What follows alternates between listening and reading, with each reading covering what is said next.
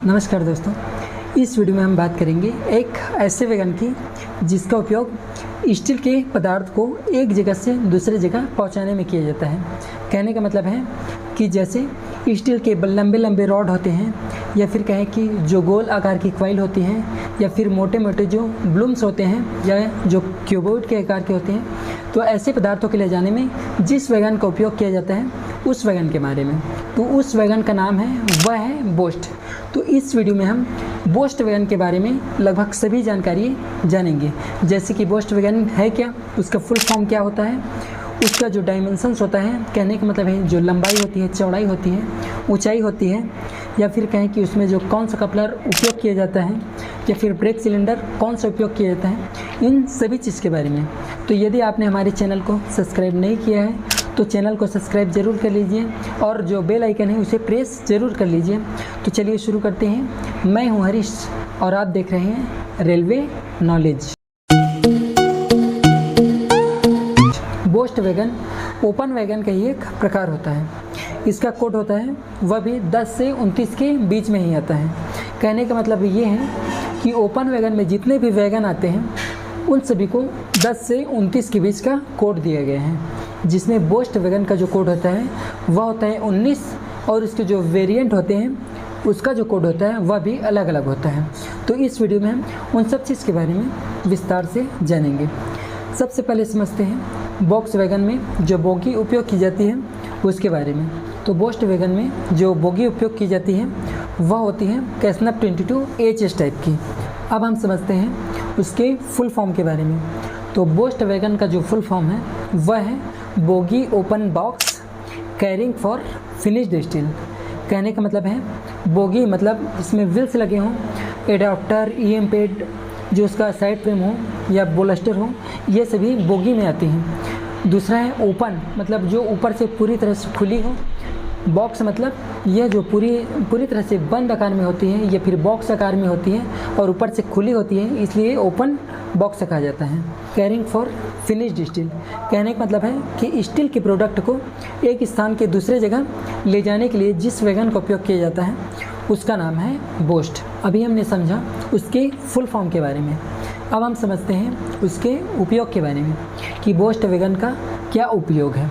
तो boast wagon का उपयोग किया जाता है स्टील के पदार्थ को ले जाने में, जैसे कि मोटे मोटे चद्दर हो गए, या फिर स्टील की जो क्वाइल्स होती हैं उन सबको ले जाने में, या फिर कहें कि स्टील की जो घनाभ या फिर क्यूबॉइड आकार में जो ब्लूम्स, मोटे मोटे ब्लूम्स होते हैं, उन सबको ले जाने में इसका उपयोग किया जाता है। और कभी कभी इसका उपयोग कोयला और पत्थर ले जाने में भी किया जाता है। अभी हमने समझा बोस्ट वैगन का जो उपयोग किया जाता है उसके बारे में। अब हम समझते हैं कि बोस्ट वैगन को पहचाना कैसे जाए। तो बोस्ट वैगन को जो पहचानने का तरीका है, यह दिखने में बॉक्सन वैगन के समान ही होता है, लेकिन इसमें जो डोर होते हैं, जो दरवाजे बने होते हैं, उसकी संख्या एक तरफ 4 होती है और दूसरी तरफ 4 होती है।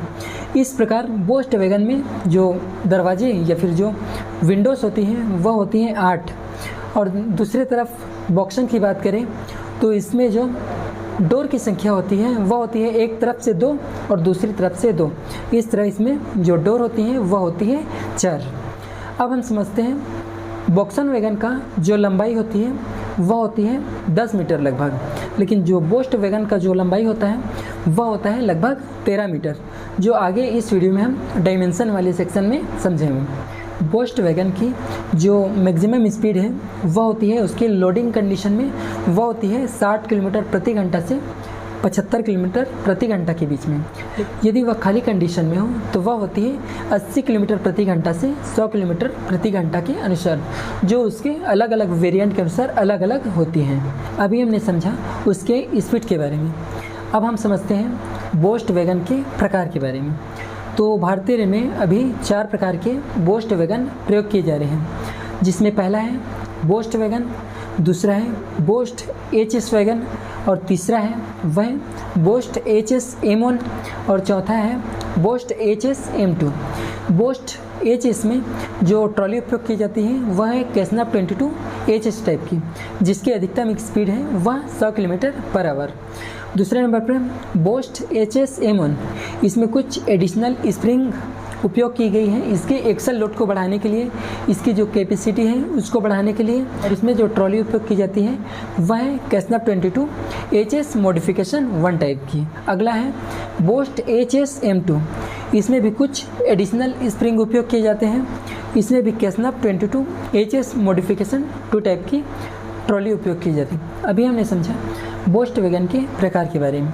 अब हम समझते हैं उसके एयर ब्रेक सिस्टम में जो ब्रेक सिलेंडर उपयोग की जाती है वह कौन सी है और कितने प्रकार की उपयोग की जाती हैं। बोस्ट वैगन में 2 प्रकार की ब्रेक सिलेंडर उपयोग की जाती है, जिसमें पहला है वह है कन्वेंशनल टाइप की। कहने का मतलब है जिसका अटैचमेंट होता है वह बॉडी के साथ किया जाता है, जो होती है 14 इंच की। 14 इंच या फिर mm में कहें तो वह होती है 355 mm। यदि वैगन खाली कंडीशन में हो तो उसका जो पिस्टन स्ट्रोक है वह होगा 85 ± 10 mm। कहने का मतलब है 85 ± 10 mm।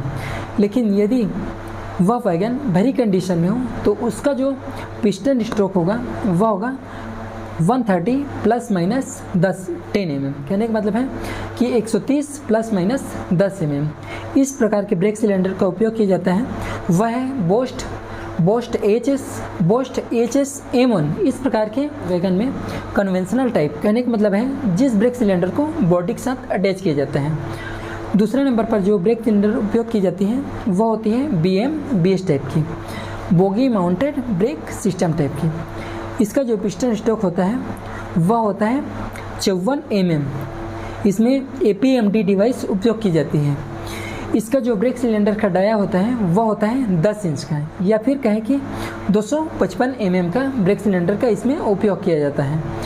इसका जो उपयोग किया जाता है उस वैगन का नाम है बोस्ट HS M2।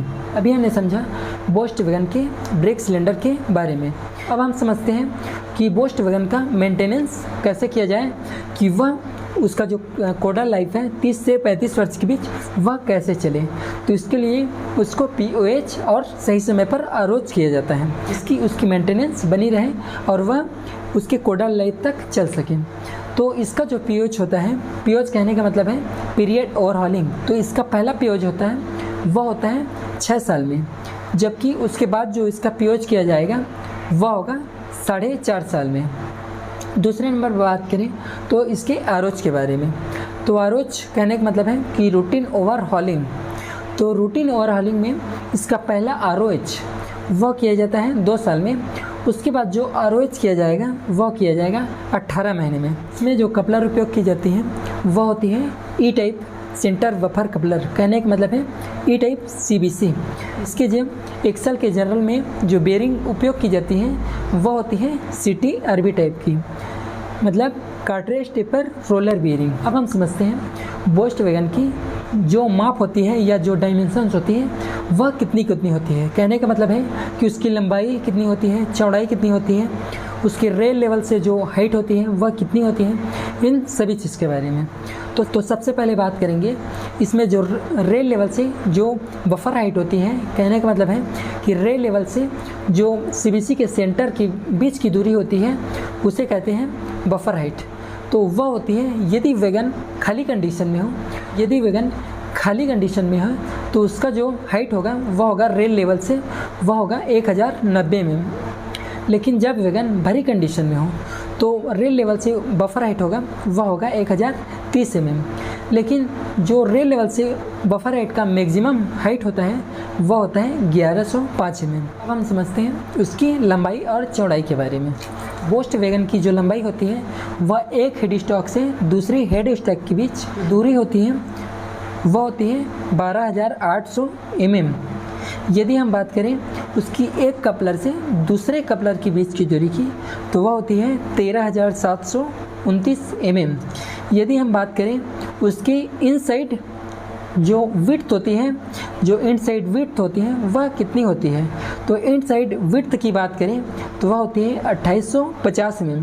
लेकिन यदि हम बात करें उसकी ओवरऑल हाइट विड्थ की या फिर ओवरऑल चौड़ाई की तो वह होती है 3100 mm।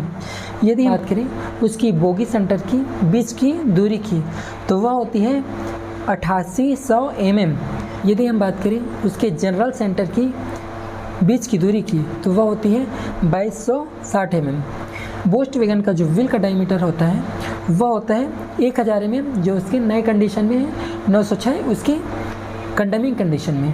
लगभग सभी वैगन का जो न्यू और कंडमिंग साइज है वह लगभग सेम ही है, जो नए में 1000 mm और पुराने कंडीशन में या कंडमिंग कंडीशन में 906 mm होते हैं।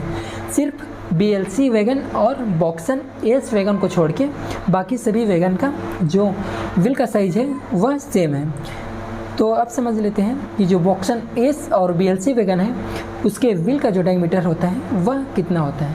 तो वह होता है नए कंडीशन में 840 mm, जबकि वह कंडमिंग कंडीशन में जब होती है तो वह होती है 780 mm। अब हम समझते हैं बोस्ट वैगन का जो एक्सेल लोड होता है वह होता है 20.32 टन। बोस्ट वैगन का जो टेयर वेट होता है, मतलब खाली में जो भार होता है वह होता है 25.5 टन। लेकिन उसका पे लोड, कहने का मतलब है बोस्ट वैगन में कितना माल भरा जा सकता है, तो वह होता है 55.78 टन। बोस्ट वैगन का जो ग्रॉस लोड होता है, कहने का मतलब है उसकी टोटल भार, कहने का मतलब उसका टेयर वेट, वैगन का भी भार हो और उसमें जो माल लोड हो या जो गुड्स लोड हो, वो दोनों मिलाकर जो वेट होता है वह कहलाता है ग्रॉस लोड। तो वह होता है 81.28 टन।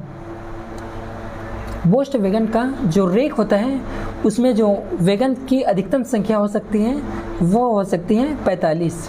मुझे लगता है कि अब आपको बोस्ट वैगन के बारे में लगभग सारी जानकारियाँ हो गई होंगी। तो यदि वीडियो आपको अच्छा लगा हो या फिर वीडियो आपके समझ में आया हो तो आप कमेंट बॉक्स में ज़रूर ओके या फिर थैंक्स ज़रूर लिखें। और यदि आप हमारे चैनल पर नए हैं तो इसे सब्सक्राइब भी ज़रूर कर लीजिए ताकि रेलवे संबंधित और अधिक जानकारी आपको मिल सके।